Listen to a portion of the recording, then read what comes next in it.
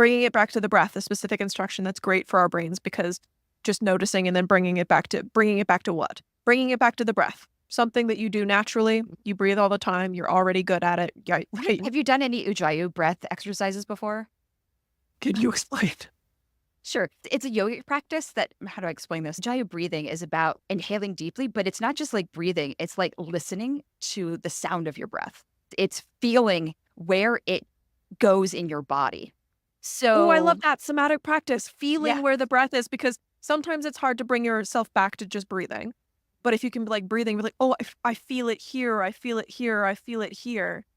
That is another key component of mindfulness. yes. And then it's active, it's engaging the senses and it's engaging the inner self. I do these breathing exercises where I actually work on breathing timing. I count and see how long it takes for me to fill my lungs and then see how long it will take to get all the air out. At the Yeah. same time, I'm focusing and listening to my breathing and I'm Okay. feeling it in my body. And I do it while lying on the floor, which is so good because I love good floor time. I also love good floor time. I'm going to bring some science into what you just said because it is Yeah. brilliant.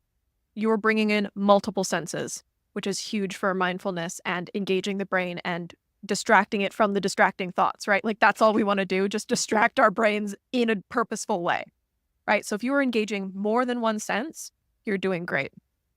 That counting is another piece that is engaging both sides of your brain at the same time, right? That creativity and then the logical side. So that's another great way to distract your brain. And then as what you said is floor time, that is very grounding. There's a lot of spiritual connections to groundedness, like indigenous healing, tribal healing, being connected to earth, to nature, to the world, right? And that could mean community, that could mean society, is also a really healing piece in and of itself that's important to that overall healing. So you've had three pieces in one breathing exercise in.